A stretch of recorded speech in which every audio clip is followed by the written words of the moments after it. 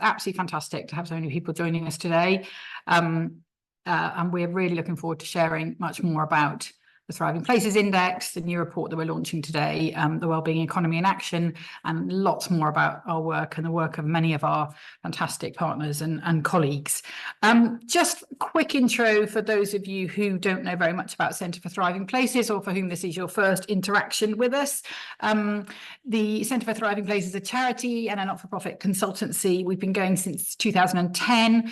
And in a kind of nutshell, what we try and do is make it really possible to rewire local systems and local economies to really deliver for people and planet. We do that in lots of different ways, and you're going to hear lots more about that in the next hour and a half, so I won't go into loads more detail there. I'm Liz Zeigler. I'm one of the co-founders, and I'm also chief exec, but there's quite a lot of the Centre for Thriving Places team here today. You'll hear directly from some of them, including Lisa, who's our head of research and insight, and Rachel, who's our head of place and policy work. And but there's also quite a few other people on the team here. We've got Katie, who leads up our ops, Claire, who wrote the fantastic report that I hope many of you will have seen in our social media sharings, and we'll be talking about more later. We've got Ade, Mel, Fraser, and Narissa, all from the research team, who've been working tirelessly for many months to get all this data ready for your consumption today and beyond today. And also Rosie from our team is also on the call. So there's loads of people here, but also many of our amazing associates who work with us all the time, and some of our board members. So thank you all for joining. I also wanted to do a quick thanks to Triodos and to Carnegie UK, who've helped support the Wellbeing Economy in Action project, of which the report, with the outcomes of that project, is being launched today as well. And for the many, many contributors to that report, we like to call them pioneering leaders, many of whom are on the call as well, and some of whom you'll hear from today in the panel discussion later on. Just a few housekeeping things. We are recording today. We will be putting that out afterwards to those who weren't able to make it today, because we've had a lot of interest in this, but obviously not everybody could make it. So just be aware that that's happening. We'd also really encourage you to use the Q&A button that you'll see at the bottom of your screens. We've got a whole section towards the end of the time we've allotted for this webinar for your questions, to try and respond to them and to really get into the meat of what you're particularly interested in around this subject. So please use that Q&A freely right from the word go. We're not waiting to open the Q&A later. Just plow in with your questions as they come up through the discussion, and members of the team are going to moderate them so we can pull the key ones out. And if we don't get to your questions today, we'll do our best to either respond to them directly to you if you've said who you are on them, or we'll put them on the FAQs on the website if there are some questions that keep coming up and we haven't responded to on there. So that's most of the kind of preamble, I think. And Lisa, if you don't mind starting to share the slides, and while she's doing that, I'll just give you a quick outline of today's kind of agenda, the loose shape of today's agenda at least. This first half an hour or so will be mostly inputting. Myself and the team are going to try and give you a really quick highlight of what the Thriving Places Index is about and the 2024 data, and some of those amazing case studies that are coming out in this fantastic Wellbeing Economy in Action report that is also available today. Then we're going to go into a bit of a panel discussion. We've got a couple of the contributors and people who've been using this approach in their regions joining us for that panel. Robin and Adrian will both be with us for the panel discussion. We'll have a short direct panel discussion, and then we're going to go to your questions and try and have the whole last of half an hour or more of the time allotted to really dig into what you want to hear more about and what you've got burning questions about. So that is more or less what's going to happen for the next hour and 25 minutes, whatever we've got to now. And so if that's all right with everybody, we'll just plow straight on. I'm going to start off with me with a little bit of an outline of where we are, and then I'm going to hand over to Lisa to really share this fantastic data with you. So thank you, Lisa. Yes, that next slide will be fab. We're going to do the old COVID. Next slide, please. Action. So I thought I'd start with this quote. It's actually in the Wellbeing Economy in Action report that we're launching today, and I thought it was a useful and apt one. We need to stop putting sticking plasters over broken systems and instead reimagine something better together from the ground up. And our work is really, really about trying to do exactly this. It's about really shifting the compass that guides all of our decision making. The current North Star, in so many ways, for our economy, for our thinking, for our leadership, is this perpetual growth of production and consumption as measured by GDP. It's used as the sort of the end goal of so much of our activity. And Centre for Thriving Places and the Thriving Places Index in particular is about providing a really practical alternative to that compass, a really different compass that drives the growth in what really matters to people. That's our collective capacity to thrive together equally now and in the really long term. And so much of our work and so much of the Thriving Places Index is about creating that different compass. What is our new North Star, and how can we start using that in decision making in all sorts of parts of the system of place? Next slide, please, Lisa. So what is the Thriving Places Index? Well, the kind of headline aims are these: the local conditions for our capacity to thrive and sustainability and equality. And this is based on our much wider Thriving Places framework that I'm going to show you in a moment, which forms the basis of pretty much all of our place-based work. We do so many different things as an organisation, but a lot of them comes back to how do we embed this kind of thinking, these kinds of outcomes at the heart of how places go about their work. And the framework overall aims to answer three really key questions, which is, are we creating the right local conditions for people to thrive? Pretty powerful question that we should all be asking ourselves at a local level. Are we doing that equitably so everyone can thrive, so we're not just benefiting and privileging a few? And are we doing that sustainably so we and everybody else can thrive in the long run, and we're not destroying the opportunities for future generations as well? Now, they're really, really important questions. They cut across parties, silos, sectors, etc. And those questions should, and to be honest with you, and you'll hear some of that from our case studies later, they can be at the heart of all decision making at a local level. And when they are, it dramatically affects pretty much everything, as that previous quote described.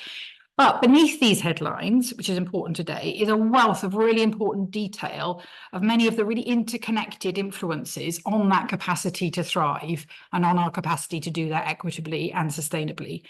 Next slide, please, Lisa. So the wider Thriving Places framework, which you've got in front of you now, I'm not going to go through this in any detail because you're going to get lots more exciting insights into it when we look at the data in a moment. But it's designed with this kind of layered approach, allowing users to really dig down into the different outcome areas to understand much more about what's working and where the challenges are. It helps places to really explore these intersections of work that can really hold the key to some of those really knotty challenges. Many of the people on this call today, we know, work in places right across the UK. It's really exciting to look at the attendee list today. We know you're facing those really knotty challenges, and so much of that isn't in the hands or the gift of one department or one person or one directorate. So how do we bring together those working, for example, on housing, biodiversity, and adult education to help improve mental health or child obesity? How do we understand how these outcomes intersect? How can economic development investments be spent in different ways that really produce good jobs, not just jobs, but good jobs, and support local business and grow community cohesion? This really powerful yet pretty accessible framework really helps to redefine goals. How do we have these collective goals around our capacity to thrive? It breaks down those silos and it channels resources into where they're needed. And when it's when it's used in a really profound way, it can really refocus whole places on what really matters to people and planet and give them a very different compass and a different North Star. I'm going to have a quick word of caution here, which I think, again, you'll hear a bit more about when we get into the data. But the index part, this is the framework overall, and the index part of that, which we're launching the data of today, is, like all indexes, a snapshot. It's not perfect because the data available isn't perfect. No indexes are perfect, but they're important. They're important ways to understand and get into the detail of what's happening at different places. And some of the domains in this wider framework, particularly inequality, which you'll again hear a little bit more about our plans in that area, are not also replicated in the data because no data is available. but we choose to still keep them in this framework because we know they're important to our capacity to thrive, and we know they're important to people and to planet. So they remain in the framework because we want people to put their attention in them, and we're constantly trying to drive for better data to be available. And we are improving the index all the time to make sure we are using the very latest and best data available, that's really backed up with evidence and research, so that places we work with can really rely on it.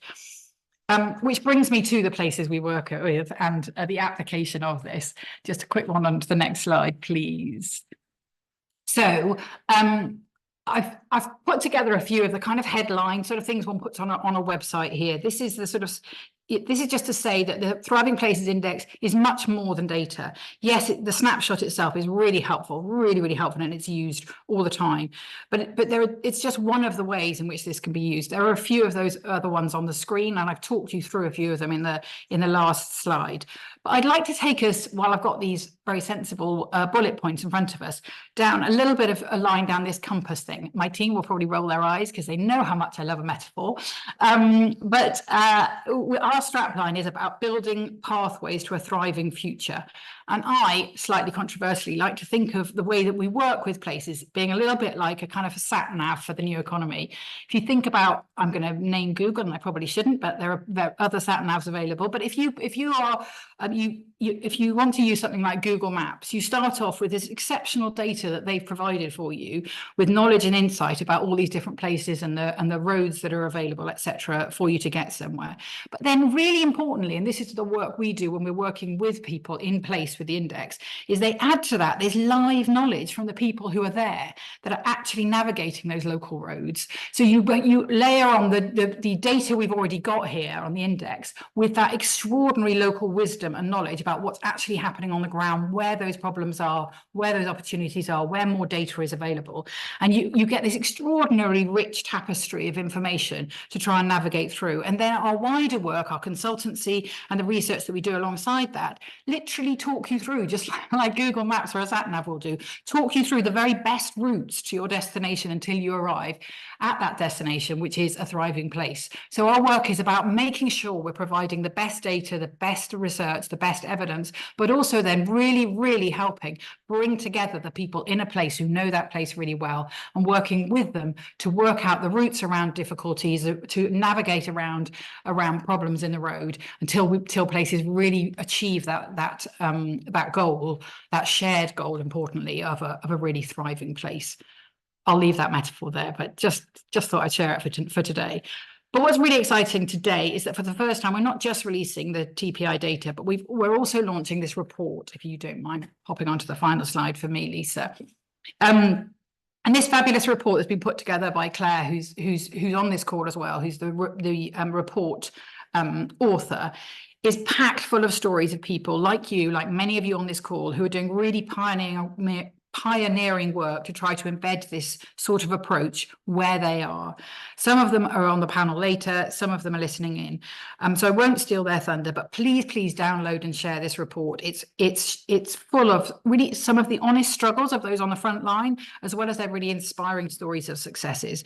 We need more of those pioneers, so please join them and us on this kind of quiet revolution that we are talking about today. It really has got an extraordinary power to make a big difference in the world, and we're really excited to be playing our part in pushing it along. So I'm now going to hand you over to the real powerhouses in the team, who are going to tell you much more about the index today, some of the stories that are in this report, and then we will come back together for a panel and discussion afterwards. Over to you, Lisa. Thank you, Liz. So first of all, if I can move on.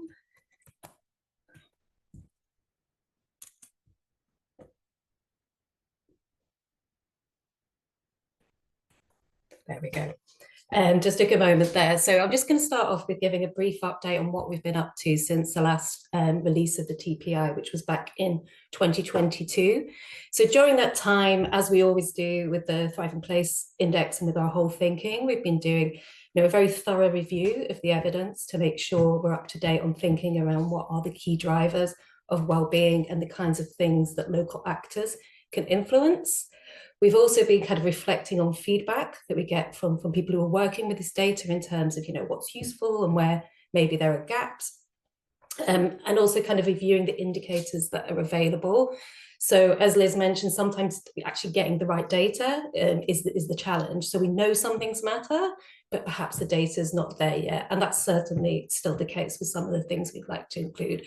But we feel we've really strengthened the index this year. So we've been able to update 43 indicators with new data. So there's a bit of a time lag due to COVID for some of the key data sources to be updated. So we've been updating all of that. In addition, we have 20 new or replacement indicators. So this is for things, for example, where we knew there were gaps, but we've been able to find, something to fill those gaps, or we've replaced something that perhaps is a little bit out of date or didn't have the type of coverage of the condition we're trying to look at. So this kind of evolution of the indicators has been one of the things we've been up to. So some examples of that are we've been focusing on adding things to the culture domain, so things like participation in arts, things like digital exclusion. Also, we've enhanced the indicators around volunteering, and this time we've included healthy life expectancy as one of our key measures in the health domain.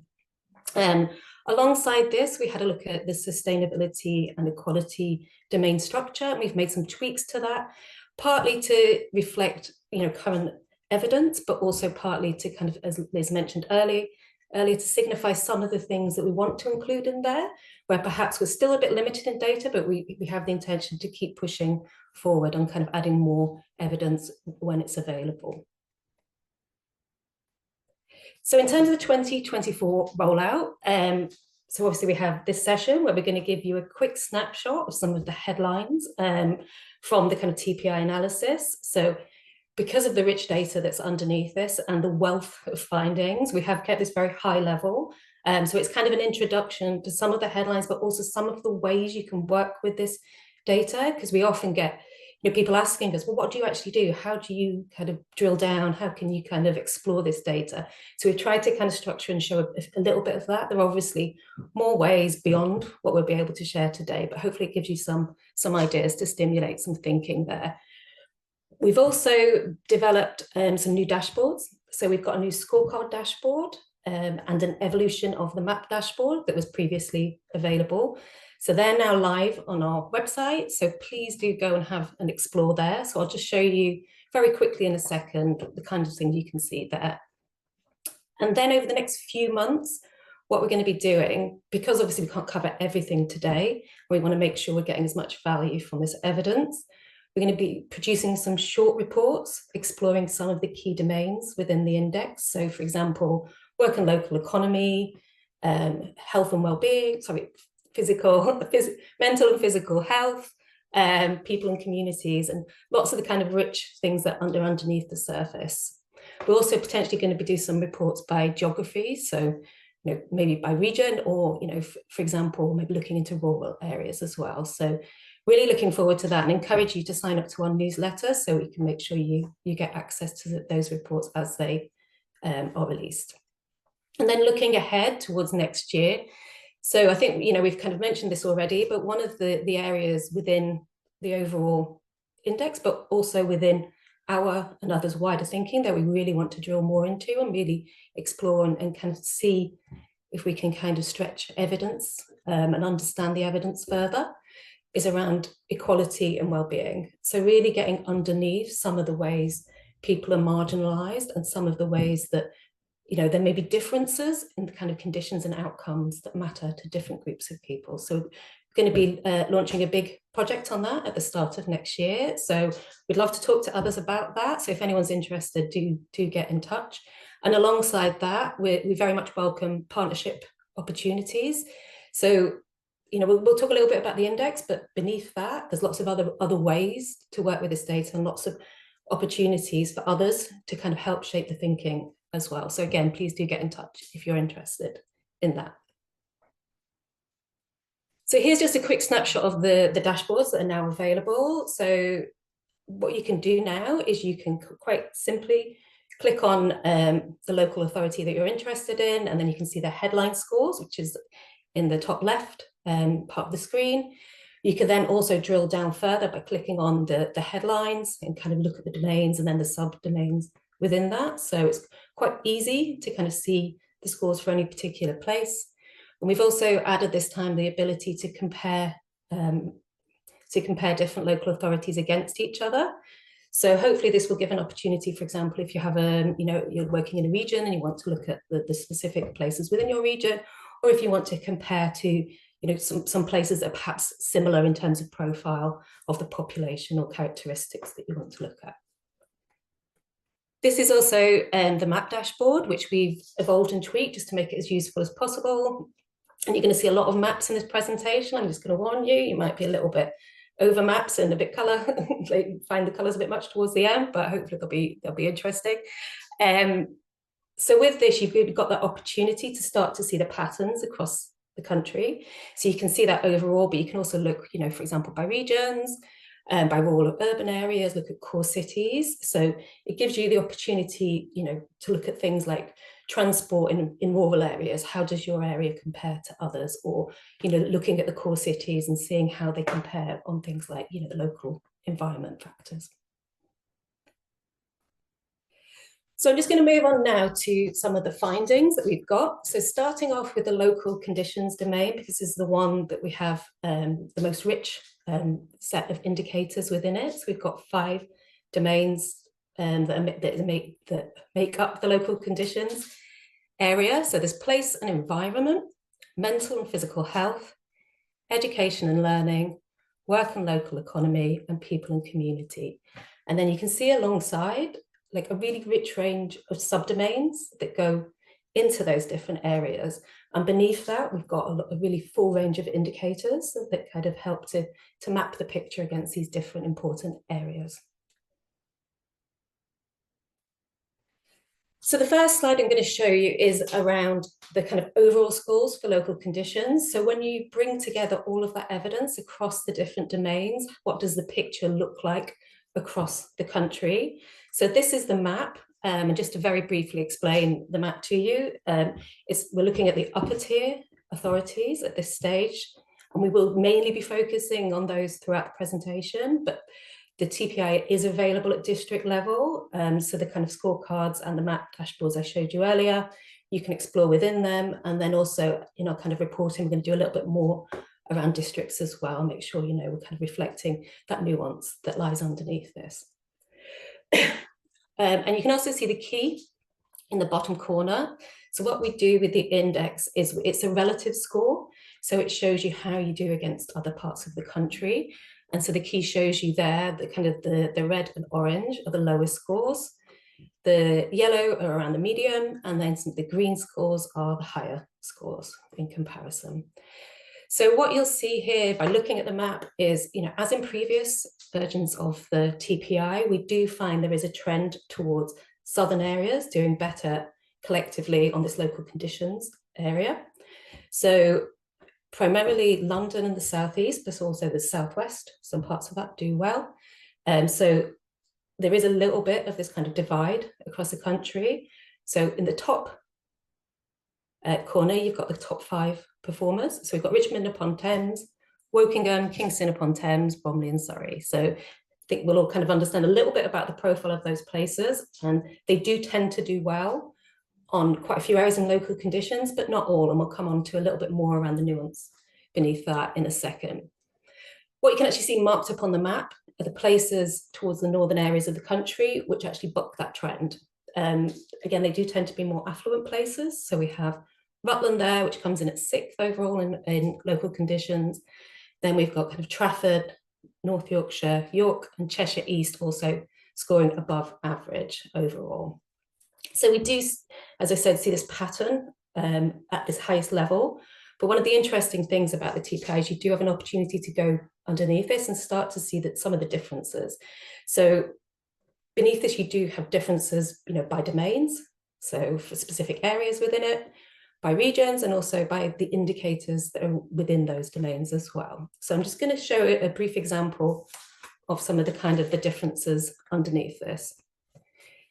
So what you can see here is the 5 key areas of the local conditions headline area.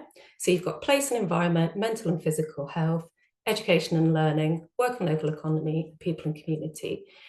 And what we've called out here are the areas across the north specifically that are performing above average on these different areas. So it starts to show you a little bit about how, what are some of the kind of strengths or assets that different places have.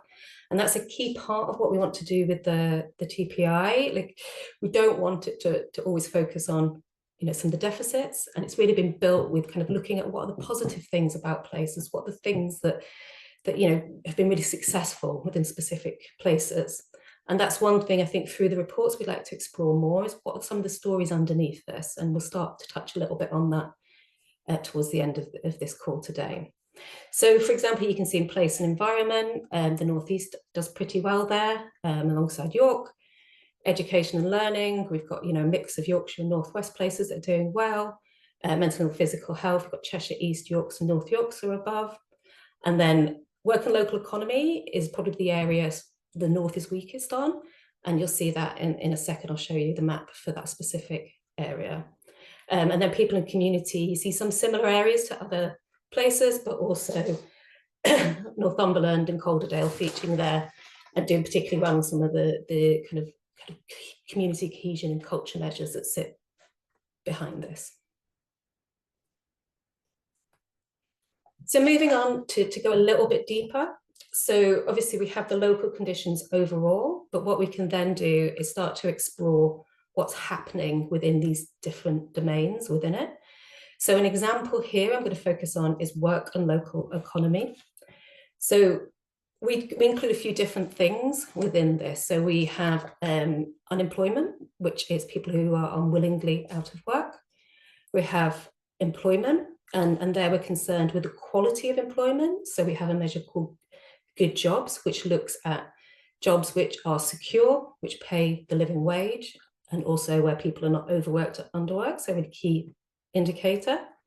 We also have some measures around basic needs, including the low wages and the proportion of people who have low wages within the local area. And then also local business diversity is also on. Just running out of breath there. So I'm just going to show you the map for this. So here you can really see that kind of picture across the country, and you see a few more reds and greens really starting to come out at this level. So what we've highlighted there in the call out boxes are the lowest scorers, so at the upper tier level. So there is a mix across different places, and obviously there'll be reasons behind that. So overall, this is the picture, but even within this, not all of these places will have low scores in all of those different areas, and there will be places that also have low scores, but not as consistently across the whole of the work and local economy domain. So these are the ones that can stand out overall. So you can see the Northeast has the greatest number. So there's around 8 local authorities that score at the lowest level. So moving on to another area of the local conditions area of the TPI. So we're just going to focus a little bit on place and environment here. So there's 2 areas, subdomains within that I wanted to show you. So the first is local environment. So that looks at things like air pollution, noise pollution, and we've also included flood risk this time, and then safety as well. So that's something I can explain on when we get to that slide.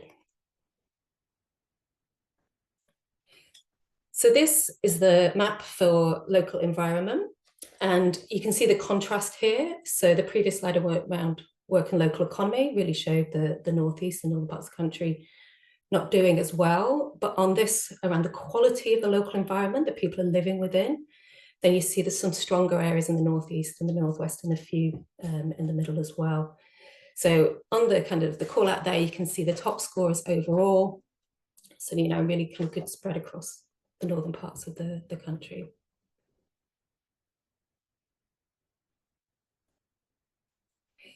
So this map focuses on safety. So within safety, what we've got levels of domestic abuse. We've got an indicator relating to crime severity. And we've also got people's own perceptions of how they feel, whether they feel safe in their own local environment. So do people feel safe walking around at night as well?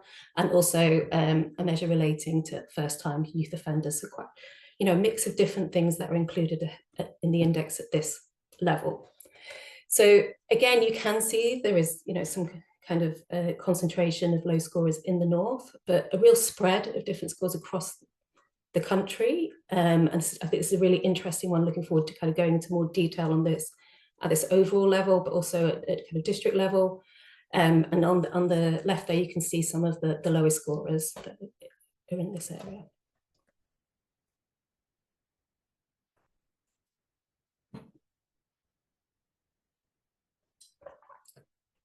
Okay, so one last area of focus within local conditions is mental and physical health.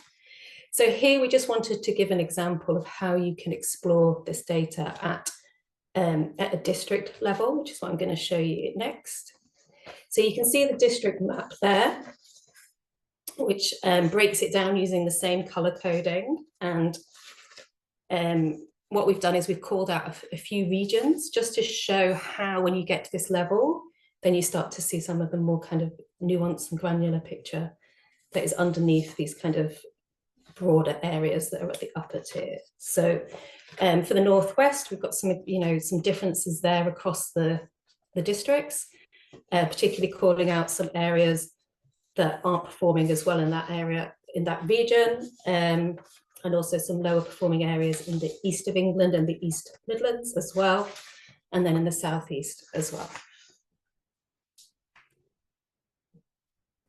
So that's kind of some headlines from the local conditions findings. So we're just going to move on now to sustainability.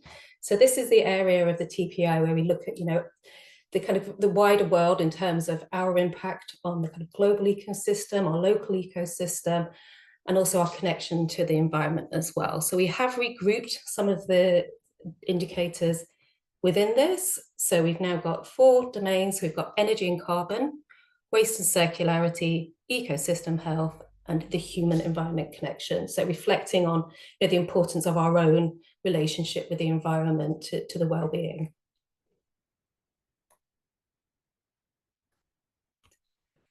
So this, again, was just starting off with an overall picture of the upper tiers across the country.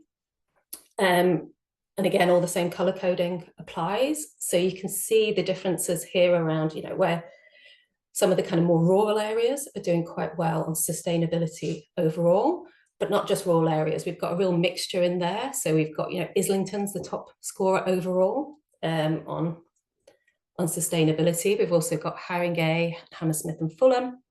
And then Bristol is beyond London. Bristol's the top city in terms of sustainability overall. And talk a little bit about that in a second. And Salford as well. So a real mixture.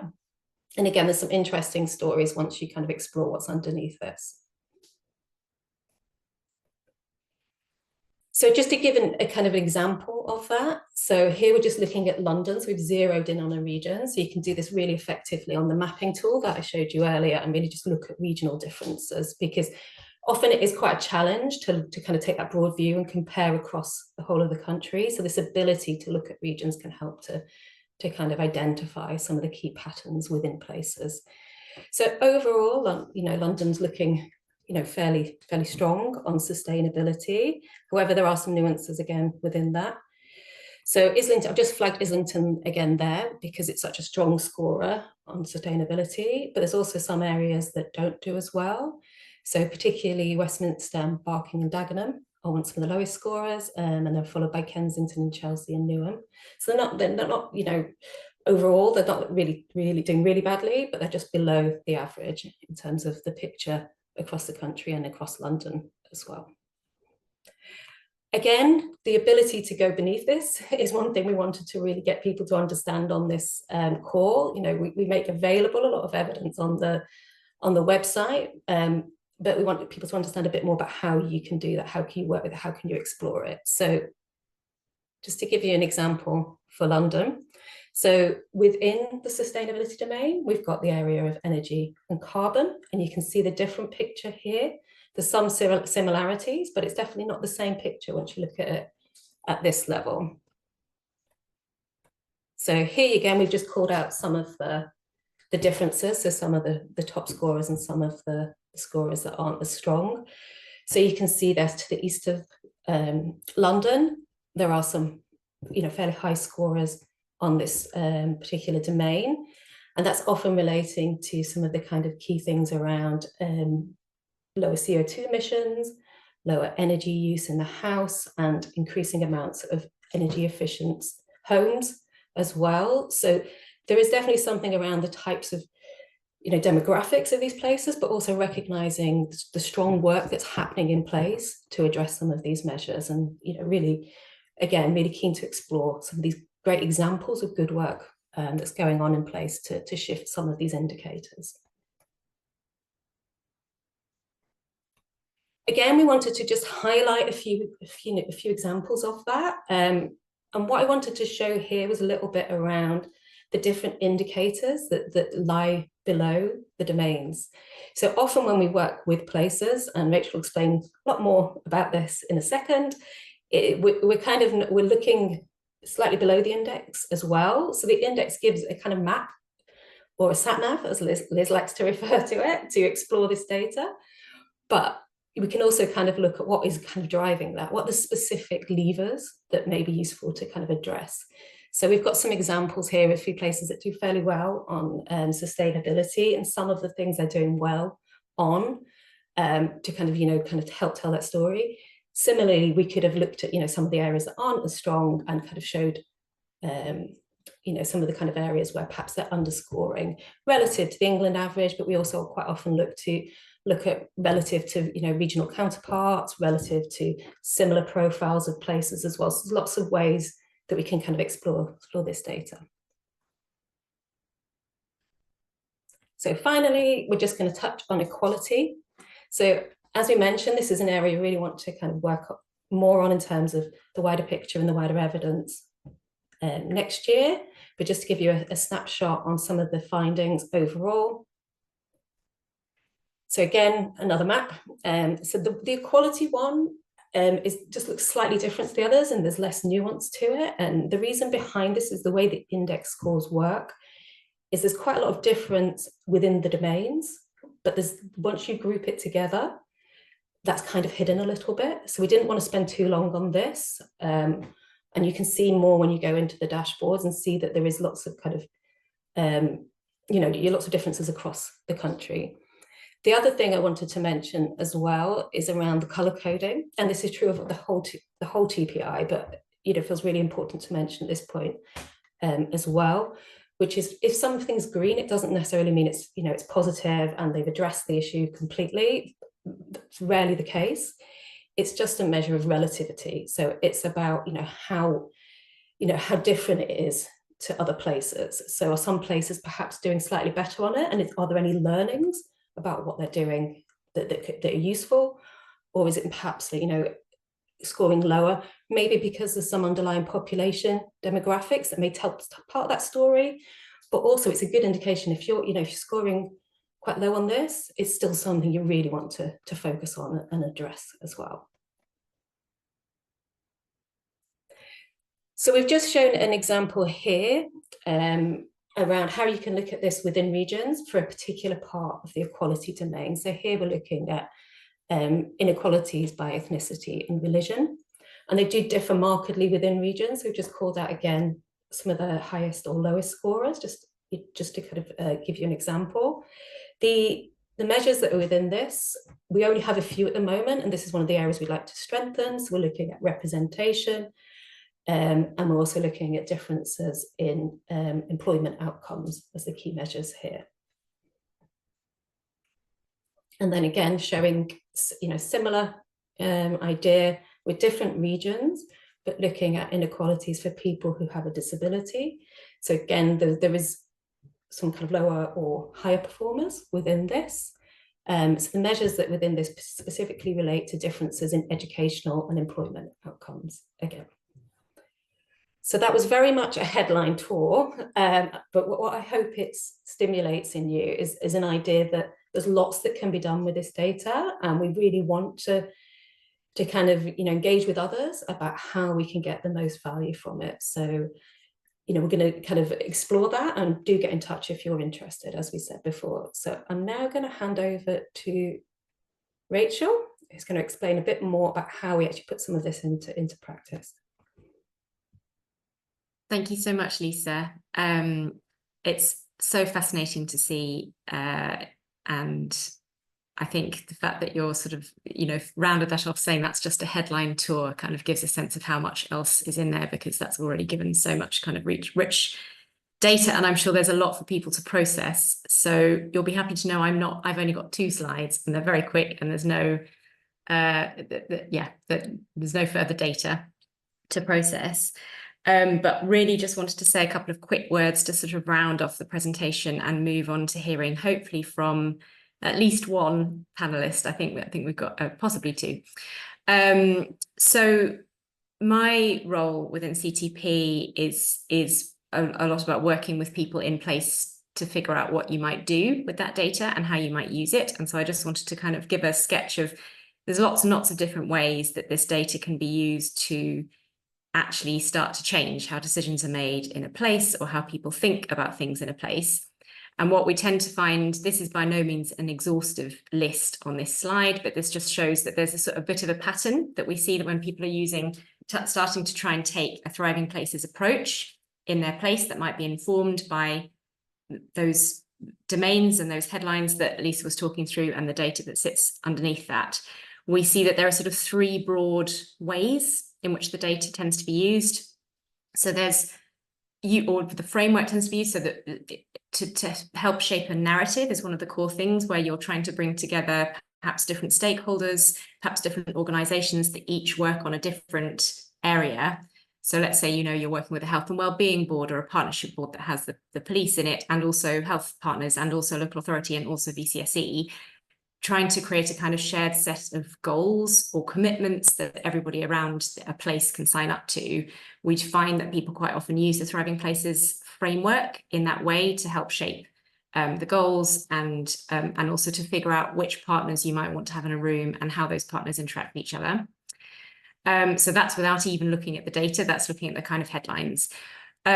Obviously, there's kind of, goes without saying, the data itself can be used in lots of different ways. This is, as I said, by no means exhaustive, but obviously it's very helpful in identifying need. So using it as a diagnostic tool to try and understand what's, you know, where you might want to focus energy and resources. Quite often what we find is that what's really useful for places is to look at the differences within the place. So if you're in a region, looking at the differences between districts, but actually even if you're in a district, what you can do is take the data and indicators that we provide and then do further research.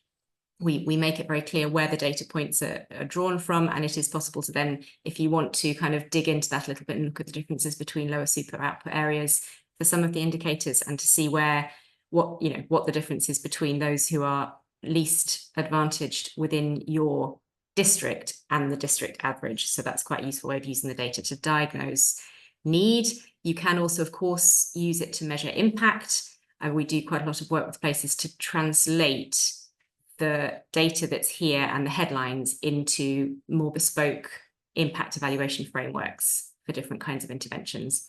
And then lastly, but most importantly, and my favorite bit, is the sort of changing how things are done. It's the decision-making and the design.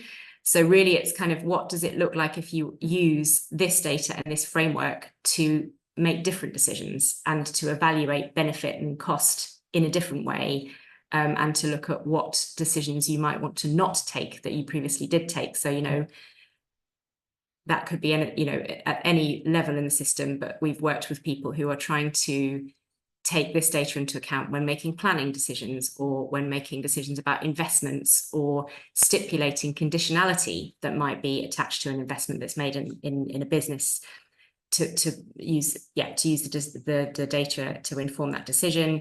And also in how you design projects and how you pool budgets, and how you are able to use spending that is happening in different parts of the system to generate co-benefits across some of the different domains. So we've had really interesting work recently of people looking at, can you spend money that is being spent on energy and retrofit to directly try and reduce winter hospital admissions in a place, and looking at how you can then track the impact of that decision across the kind of across the data that is shown in across the Thriving Places framework and index. So these are some of the different ways that you might start to use this in place. And if we move on to the next slide,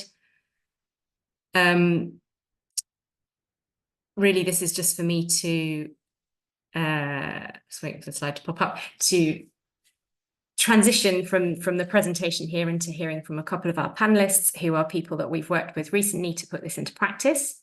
There we go. So I've got that graphic up again about the Wellbeing Economy in Action report. So just to say, that report has a really nice range of examples and case studies in it of people, and it includes some people who've worked with us specifically using the Thriving Places framework, but it also includes quite a lot of stories about people who haven't got anything to do with us, and we can't claim any credit at all for work that they're doing, but we recognise that they are leaders in place who are trying to do this work and who are using different tools that are similar or aligned with the Thriving Places approach that we have. And I think it's very encouraging. What comes out of that report is how much of this is already going on and how many people are actually doing this incredibly effectively. And the different ways of using a framework like this and data like this that I mentioned in the previous slide, you can sort of see examples of all of that in the report. So we're going to hear it now from a couple of colleagues, I hope. I'm just looking at the panelists. Yes, I think maybe both of them are here. So colleagues from the North East and from Mid-Essex. And I won't say anything more because I'm sure they will give a little bit of an overview of how they worked with us on this. So without further ado, I'll hand over to them. I don't know if Liz, if you're going to do a little bit of a bridge. I think I am going to do a little bit of a bridge, if that's all right. I think there's even one more slide just to say that's what we're going to do. Great. Yeah, there's the website. So please do dig around for loads more information about everything that you've just heard, and also the links to those dashboards and to that fantastic report, and please do share them. So as Rachel said, we in principle have got two we do. Fantastic. We have two. One of our poor panelists was pulled away to a very important public health issue. So we're extremely grateful that he's come back in. So we're going to hear briefly from two people who are doing this stuff in real life on the ground. Just really briefly, we're going to hear just a few little headlines from them. Then we're going to have a bit of a discussion, and then we're going to come to some of those questions. So please do keep those questions coming. There's some great ones already, but do keep them coming, and we're going to come to those in about 15 minutes. So I'm going to start off with Robin. Robin Fry is, correct me if this is not your title, Robin, but the Inclusive Economy Advisor for the North East Combined Authority. And he's going to tell us a little bit about the work they've been doing around wellbeing frameworks and making the economy much more inclusive in the northeast of England. Over to you, Robin. Thanks very much. First of all, delighted to be here. So just going to very briefly give a bit of an insight into some of my experiences. Started exploring the Thriving Places approach when we were developing a wellbeing framework at what was the North of Tyne Combined Authority. Since then, the patch has grown to become the North East Combined Authority. I guess born out of a commitment to being able to track progress beyond GDP, and wondering what are the indicators and measures that would allow us to track more than some of those kind of hard economic outputs, such as numbers of jobs and levels of investment and consumption. I guess recognizing the need to hold public money accountable for social outcomes, as well as kind of some of the stuff that the government were keen that we reported back to them. Did some fascinating work listening to communities in terms of what do communities consider to be the key building blocks and assets that are required for people to live well. How might we crunch that into a manageable set of outcomes and set of indicators? And then what's the Combined Authority's role in supporting the creation of those conditions, both now and for the future? And how do we understand the unequal access to some of those assets that currently exist across the region. So yeah, that led us to some fascinating work where we developed a wellbeing framework, and we started to do some work on how on earth do you implement a wellbeing framework into an assurance framework or a Green Book business case model. Made some great progress, and then in May this year we became the North East Combined Authority. So I guess we're in that space where we're taking all of that learning with us. We've got a combined authority that has in its vision supporting well-being for all. So a lot of the intent is still there. And I think the move to a new combined authority also opens up some spaces where things maybe aren't quite as fixed as they were before. And there is an opportunity to kind of push the boundaries a little bit. We've also got a mayor elected on a manifesto around reducing poverty and promoting equality. So we've kind of got all the right component parts, a lot of ambition, and it's led us to some quite interesting stuff that maybe we wouldn't have done before. One example being when the UK Shared Prosperity Fund came along with a community and place theme, we were able to use what we'd heard as part of the wellbeing framework discussions to design a £4.5 million investment around strengthening relationships between the communities within a place, which is a thing that maybe we wouldn't have been quite so confident at investing in had we not started to understand that prosperous regions are more than just skills and employability and physical infrastructure, but are absolutely about community cohesion. So yeah, it's supported us in a fascinating journey, which is tricky but very exciting, which hoping in the years to come with the new combined authority we'll be able to make some real progress. I'll leave it at that for now, but happy to pick up any questions in the Q&A section. Thanks. Thanks, Robin. And similarly, a brief intro from Adrian Coggins, who is Head of Wellbeing and Public Health at Essex County Council. Thanks for joining us, Adrian. I know it's been a tricky day for you. Thank you very much, Liz. Yes, we have got a bit of a public health emergency, but I really, really wanted to be here because this is incredibly important.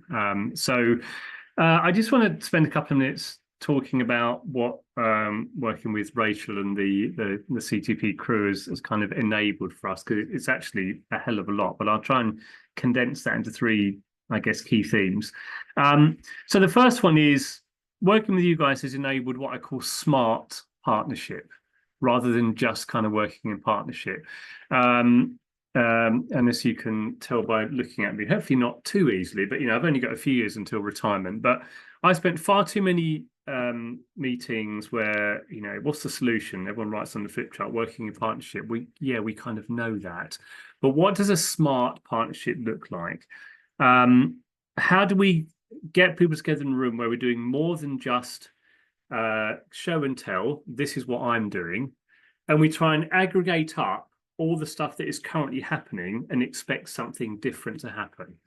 So that's been a dilemma that I've grappled with, and I guess the other word in my job title is Head of Place-Based Public Health. So I created a rod for my own back because that's a really difficult thing to define, but working with you guys, that's helping us do that.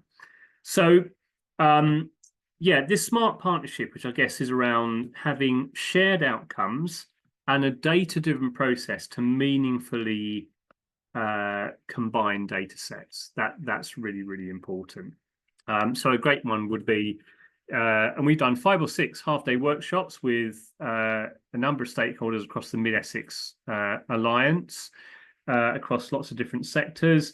So we used to looked at things like not just housing indicators separately and health indicators separately, but a combined set of indicators called healthy housing. And what that does, it's amazing how when you think it back, which is common sense, but you kind of have to go through the process to arrive at what the best ways of doing it.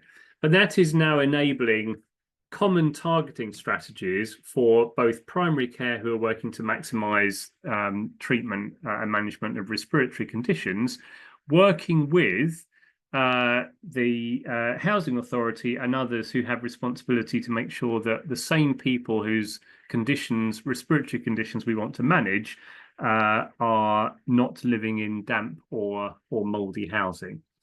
I think the second, well, it's kind of allied to that. The other thing which working with CTP has really helped us do is kind of prevent this paralysis by analysis. We are all awash with data, and there's this kind of amorphous soup, if you like, of data, which, you know, I struggle for some time to kind of make sense of.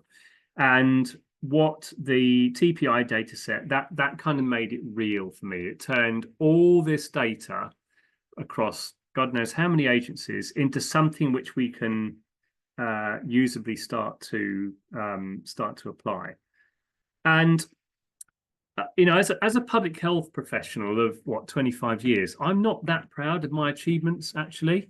And let me just qualify that. So we got 70 years of work by Professor Sir Michael Marmot, kind of, you know, guru of health inequalities, going back to the Whitehall studies in 1950s, where he said, even when you adjust for lifestyle risk factors, things like how much money people have, how much control they have over their jobs, those are the real drivers of health. But we simply have not, as a system, responded to that. And it's really about time we did. And then if you look at Marmot's more recent work in the past couple of years, if you look at you know, the recent Darcy report, let alone the first one, as a system, we simply have not responded to that in a way which we need to be serious around three things. Firstly, place-based working. What does that mean? How do we define that properly? System approach. Let's take a whole system approach. What does that mean exactly? And the third thing, you know, doing the wider determinants of health. So CTP has been absolutely instrumental in helping me land in practice and move from, you know, complex academic theory into practice, a system approach, place-based working, and doing the wider determinants of health. And then my third and final point is really around, I work for a local authority, so I work for a politically driven organisation. As a public health scientist, I guess, I find that very hard sometimes. There are decisions which are made which are driven as much by politics or more by politics than they are by data.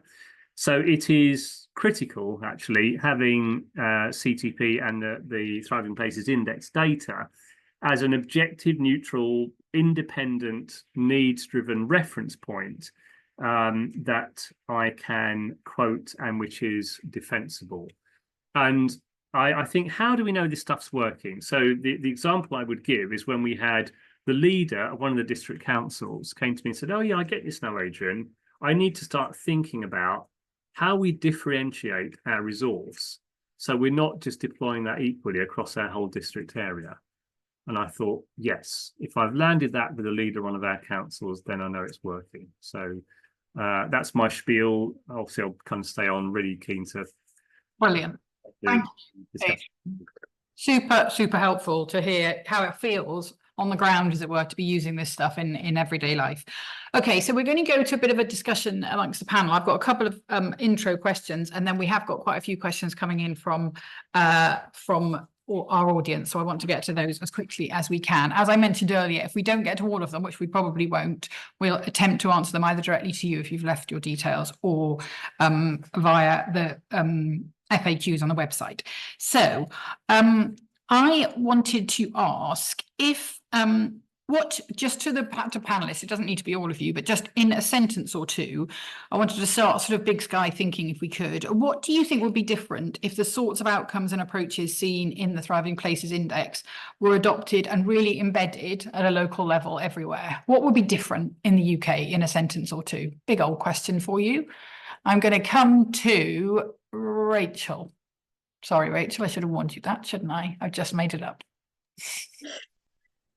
I'd also love to hear what Rob and Adrian have to say about this. I think the way that money is spent would be really, really different. I think that's where it comes down to. I think ultimately we've seen I think we have seen a huge shift, particularly in the last 10 years, particularly since COVID, in what the mainstream view is of what's important. And actually, I'm rarely in a room now where somebody says child poverty is not that important. And that wasn't the case 15 years ago. So I think, but despite that, somehow we still keep seeing the same spending decisions getting made. And so I think what would be really different is if this stuff were embedded right at the core of what are the priorities that are getting set? What are the targets that are getting set by central government? What is the Treasury asking the Combined Authority to do as a condition of getting devolution funding? What is NHS England being asked to deliver against? If that was embedded and these conditions were embedded, I think we would see really different spending decisions. And then I think that would start to kind of shift some of the dial. Robin, do you have a word or two on that one? Yeah, so similarly around how money spent, something around recognizing the range of assets that either exist in a place or don't exist in a place, understanding how investing in one asset might have a positive or negative impact on another. So that kind of balance sheet approach where we're trying to grow all of the assets equally, not just for now, but for future generations as well. So the kind of, yeah, how do we use money as the responsible stewards of all the great things in our communities? Fabulous. And Adrian, any brief thoughts from you before we move on to wider questions from the audience? Yeah, so I think the resource allocation more proportionate to need that Rachel mentioned, more explicit priorities which are genuinely shared, and a genuine local place-based collective accountability mechanism. Nice. I'd probably add to all of those is there's an awful lot of conversations, and we saw it so much in those maps that Lisa was showing of this sort of north-south divide, and for many years now there's been talk about levelling up. But actually, if we look at it through this sort of lens, what is it we're trying to level up? And is it the right answer just to have free ports and inward investment left, right and centre? Or is it really to prioritise the things that genuinely need to be prioritised in the communities all over the country, rather than just relying on the good old-fashioned trickle down, which doesn't seem to be working, as we can see from our lovely pictures. I've got a few other kind of broader questions, but I'm going to go to a few of the audience questions now because I don't want to get to run out of time mainly. So there are a few. I'm going to come to you, Lisa, just to warn you. There's a few quite data-y ones here, which I think I'd quite like to ask you.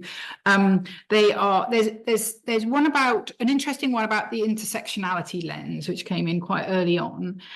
Is there an intersectionality lens? Let me just find the actual wording here so I get their question right. Is there an intersectionality lens, i.e. across equity measures? That's from somebody in Chelmsford. But along those similar sort of lines, is there a sort of danger of masking poor performance under that kind of indexing process? I know you would have strong thoughts about that one. And any benefits beyond the IMD, because obviously the IMD we know about and it's available at a slightly more granular level than the TPI. So can you perhaps bring those three? I know they're three different questions, but they've got I feel like they're a Venn diagram.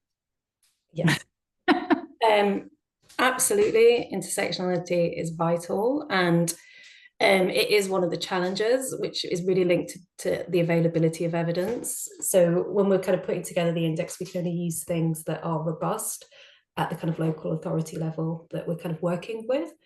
And so this, there is some good evidence around equality, but when we start to think about those intersectional issues, then there isn't as much ability to draw together a really good data set. And that's partly why we want to do some more work to really think about what should we be looking at? How do we work with partners to strengthen some of the kind of the evidence there that really kind of provides a bit more of a kind of considered picture on some of this? So we would say the equality area is, it's indicative at this stage, and that's kind of one thing we'd like to look at moving forward. So your question on, sorry, I've forgotten your second question. Can you remind me? The sort of danger of masking poor performance. There are a few questions around this sort of theme. 100%. Performance, and do we have kind of minimum performances for people to become green, etc.?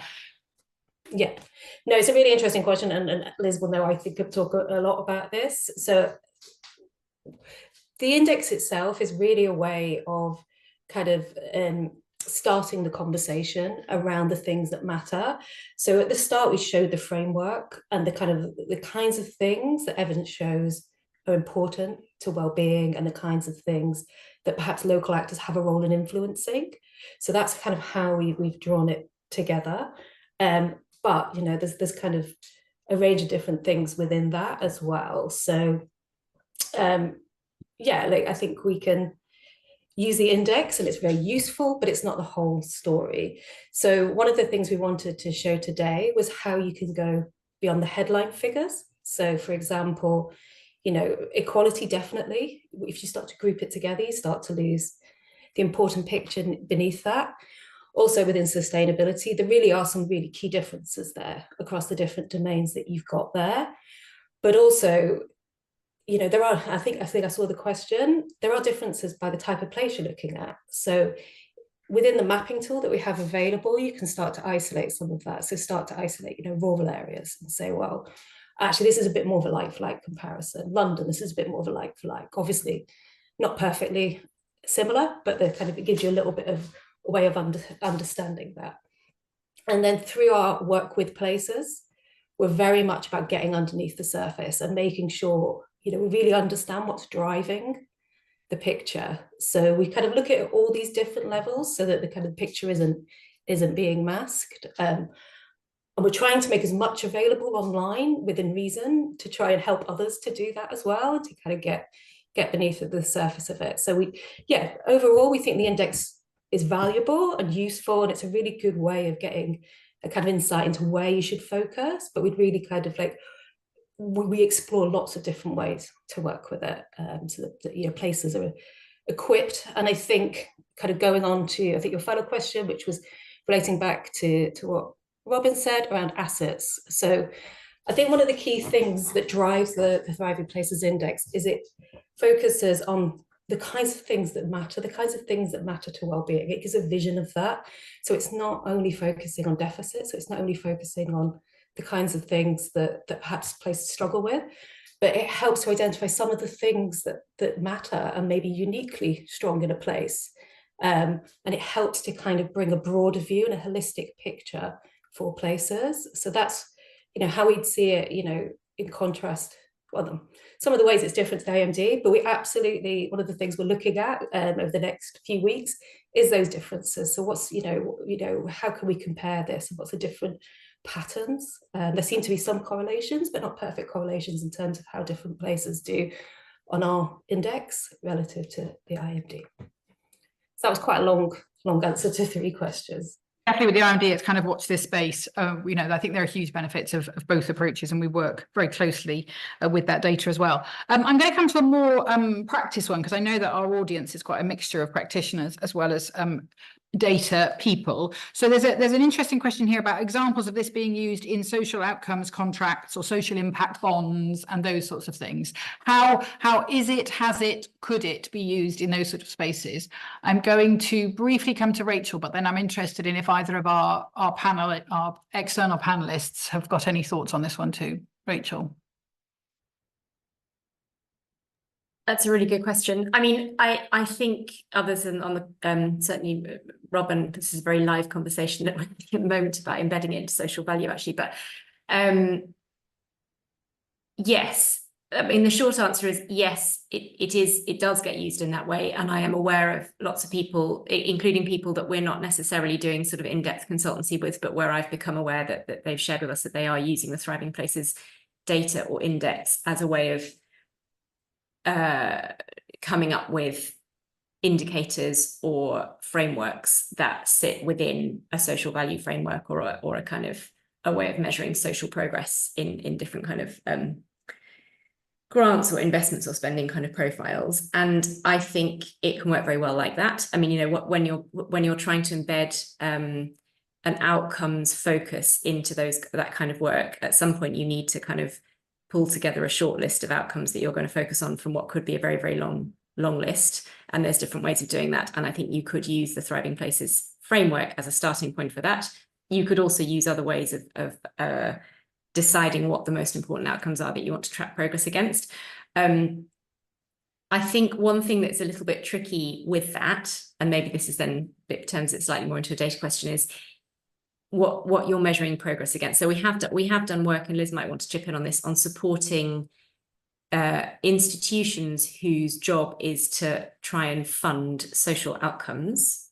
We have done some work with them, so I'm thinking particularly of the Bristol City Funds work that we did, where the mission of an investment is to drive social progress against social outcomes.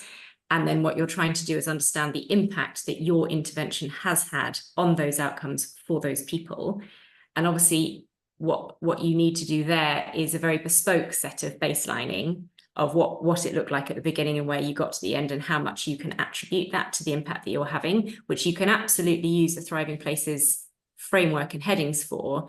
But you have to be careful that what you're not doing is just taking the 2020 index data and then comparing it against the 2024 index data and saying, well, we did an intervention, but it still looks like child poverty is really high, so our intervention didn't work. Because obviously you're not then using the data to capture the sort of the nuance of the intervention. So that's a bit of a data-y answer to what was a broader question. But basically, yes, people do. I am aware of people using the sort of Thriving Places approach as a way of structuring kind of impact frameworks or social value impact evaluation frameworks.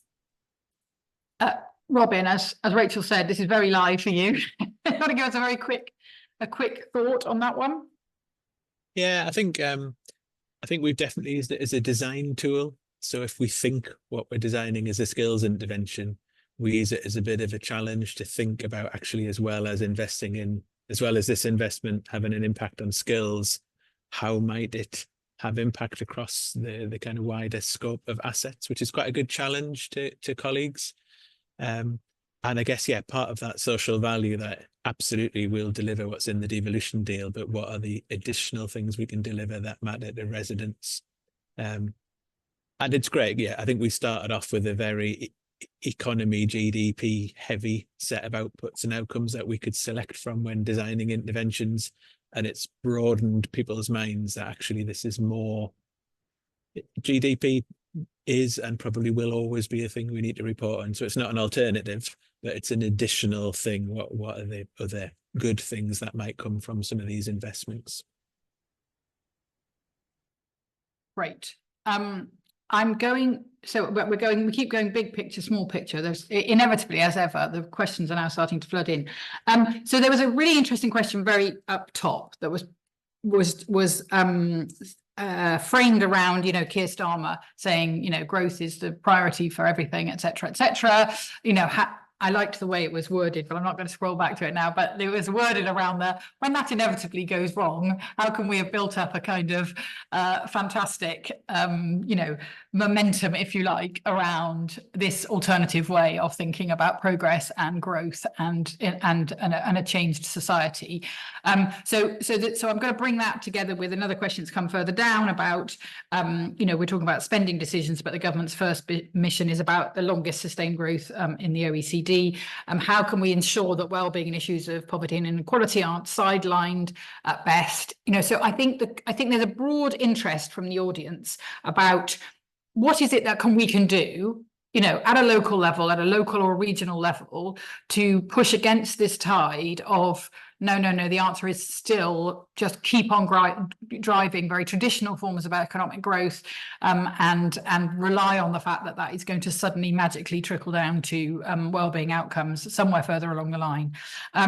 What do you think, as people in places, we can do here and now to start pushing against that tide? Adrian, I'm going to come to you first, and then I'd love to hear from you as well, Robin. Yeah, that's a great question. I've just written the growth chapter for our annual public health report. And the first thing it says is, what do we mean by growth?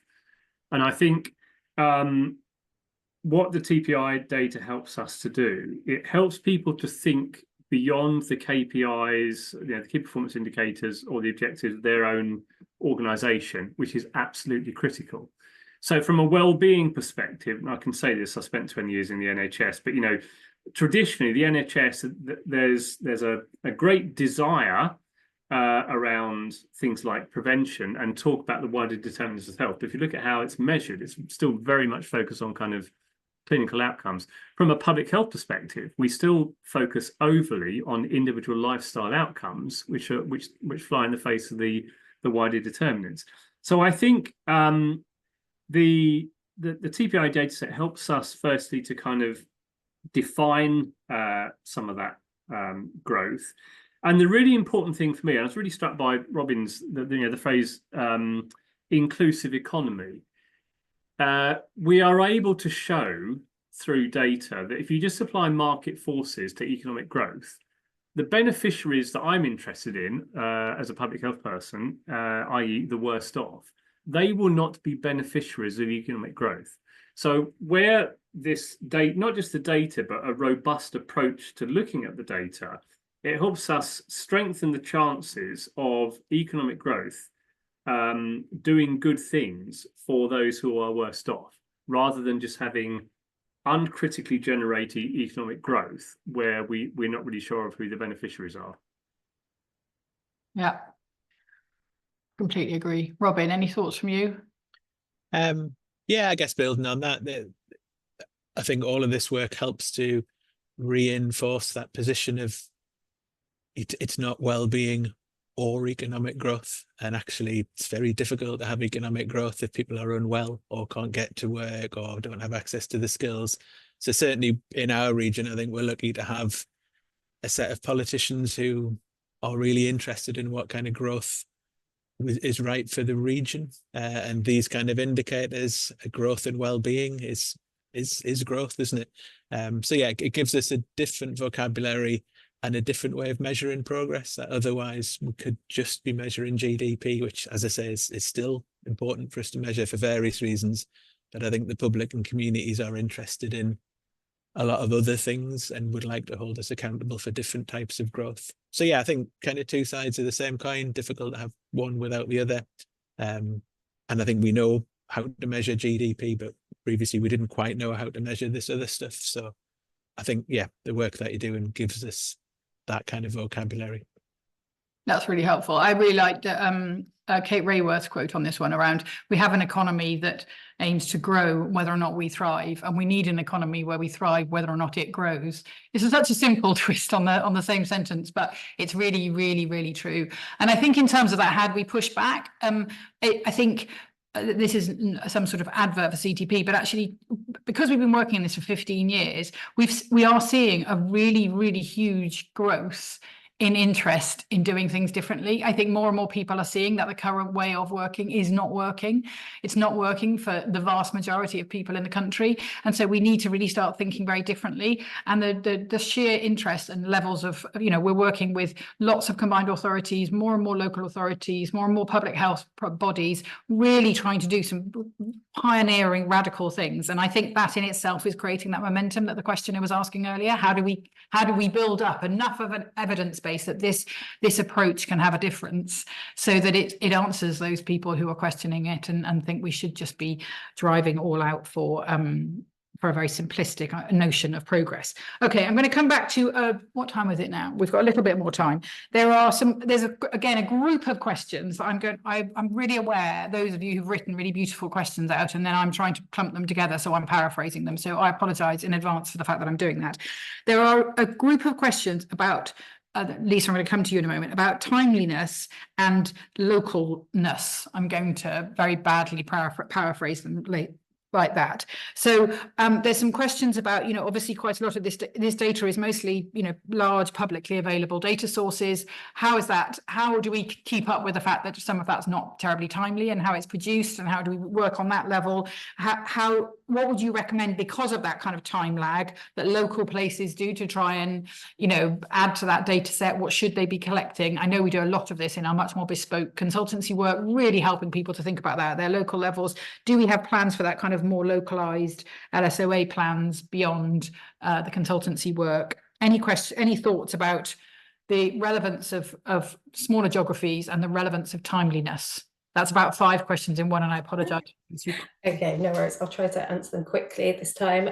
So, I mean, and these are very much things we hear quite a lot when we're working with places. So I think on the kind of timeliness, then, yeah, we have to rely on publicly available data. It's because of the nature of the index, we need it to be consistently available across all the places. So to rely on kind of gathering it from different places would be very difficult for that. However, When we work with places, then what we do is we review the indicators within the framework, and we talk to them about, if they have, more up-to-date information available, and if they know of others who maybe would want to kind of feed into it as well. We also have a kind of list of the kind of ideal indicators we would like to include, and sometimes that's available locally, not always. So for example, biodiversity and habitats is a key area we don't currently have in the index, and we've really tried very, very hard to find something we could, having that kind of consistency that the index requires, but we can work with places to integrate that into as well. So it's something, we do think a lot about. And then on the kind of smaller geographies, again, the challenge there is there's, it's kind of hard to do the full index, because there's so many kind of rich indicators within it that aren't available at that level, but we do completely recognize the importance of that. So it is a priority for us to think about how we might adapt this overall approach to a kind of smaller geography. So something we'll be working on in terms of our broader kind of thinking and evidence base. But again, when we work with places, we're very much focused on kind of taking the data down to that level, again, mapping across the kind of outcomes and the conditions that are within the framework. And we're also, again, we're talking quite a lot about future plans. We're in development of a kind of survey tool. So we're kind of trying to find a practical way we can help places gather some of this data. Some of it obviously won't be survey data, there'll be other sources, but we're mapping some of the questions that you might want to ask if you did want to do some bespoke work to kind of gather some evidence at that kind of more kind of local level and community level, or by particular groups as well. Yeah. I think a lot of this comes down to the difference for us between the importance of that overall framework and the changes it can make at a place, and what we can do in this sort of snapshot of an index. But I think those bigger changes, there's some really good questions in here about affordable housing, which obviously is 100% in that in the index. It's also in the framework, and we've already had mention, I think, of housing being a key topic for a lot of the places that we work with. And so then when we're working with places, we're able to, as they are, to really dig down into the importance of the data on that sort of thing. We are very close to the end of our time, so I'm going to take us back to a slightly bigger question. I did have a question prepared for earlier on in the conversation, and I'm going to merge that. I'm going to give myself my own medicine with a really great question that's just come in, that there's a question in here about, beyond those people, including those on the screen now, who are really strong champions for this kind of way of working, how do we bring in those more politically or ideologically opposed to this way of working? And my pre-prepared question had been, which I think we could merge these two, and I'm going to come to all 5 of you for a one-liner on this. My pre-prepared question, I'm going to add theirs to it, is: if the mayors and leaders of all the UK local and regional authorities were in front of you now, I'm going to add to that, and a few other sceptical people, how would you persuade them of the importance and urgency, perhaps, of this work? That's putting you on the spot, isn't it, everybody? Anybody want to nominate themselves to go give me a one-liner or a two-liner on that first? Adrian, thank you so much. I hope we get the chance at some point to do that, is have that audience, because it's really important. I guess my one-liner would be, this is public money, it's finite, we have a duty to spend it wisely. I never assume that everybody has the same value set around health and inequalities that I do. But even if you don't, surely we just want best value for money as taxpayers. So why would we continue to effectively throw money down the drain by doing anything different? Nicely done. When we do get that audience with them, Adrian, I'm going to bring you along. Who else would like to go next? Robin, do you want to give us a go on this one? Absolutely. I think some of it is where none of us have the levers or the investments individually to solve all of these problems, and yet everyone everyone deserves the opportunity to contribute to the region's success. And here's one way of us working together on that. Brilliant. Lisa? I would encourage them to go and talk to the communities, in their areas, because these are the things that matter. These are the things that make a real difference to people. And I think it's that, it's that kind of all the data is really important, but also understanding that this is really what, you know, a good life means to people as well. Absolutely. In fact, there was a question earlier about how do we come up with these, and it was a massive combination of looking at vast amounts of research and evidence and talking to an awful lot of normal people in communities. That's how we came up with what does really matter to people. So when we use that phrase, we mean it. Rachel.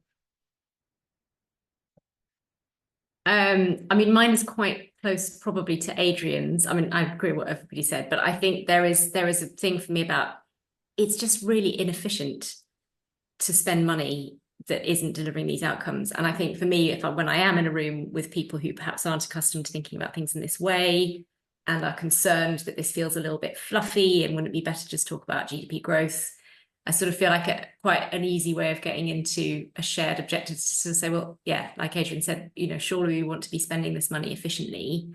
And if you're, you know, if you're spending a lot of effort growing an economy, and at the end of it, the bottom 30% wage earners still, their wages haven't gone up, or, you know, the life expectancy still hasn't changed, then that's not very efficient. So I think that's my main kind of go-to. Yeah, I completely agree. And it's one of the reasons we do produce the index, because those headline 3 questions about are we creating the right conditions for people to thrive, and are we doing equitably and sustainably so everyone can thrive in the long term, are quite hard to argue against. So even if you're quite a kind of skeptic in this space, to say these should be the things that matter most, and this sort of work is marking out a pathway to deliver those sorts of conditions that help everybody thrive now and in the long run, is a tough one to argue against. Let's put it like that. And just to leave on a note of optimism, we are indeed in front of more and more of these kinds of leaders, not just us. And we've said this all along. We always try to be very ego-less in this space. You know, we are one of many organisations, quite a few of whom are on this call as well, doing fantastic work all over the country and all over the world. You know, there's a Wellbeing Economy Alliance of organisations worldwide that is doing this stuff.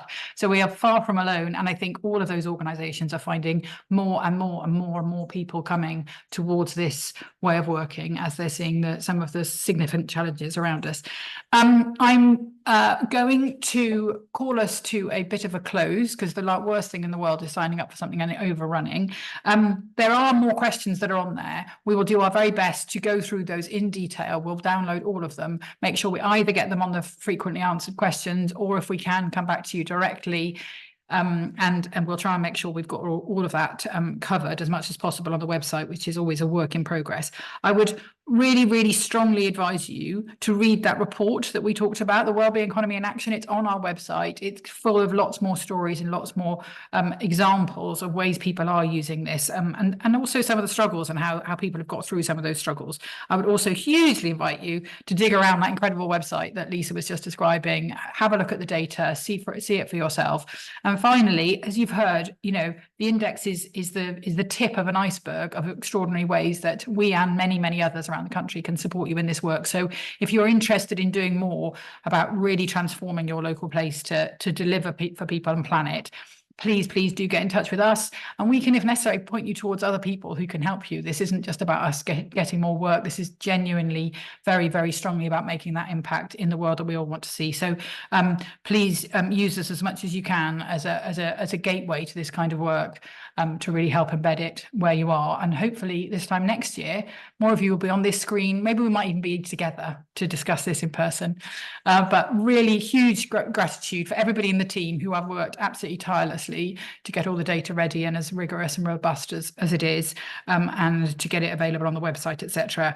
And to our contributors today, to Claire and everybody who contributed to the report, and to everyone who came along to listen. It wouldn't have been a webinar without you, and we've really enjoyed having you here.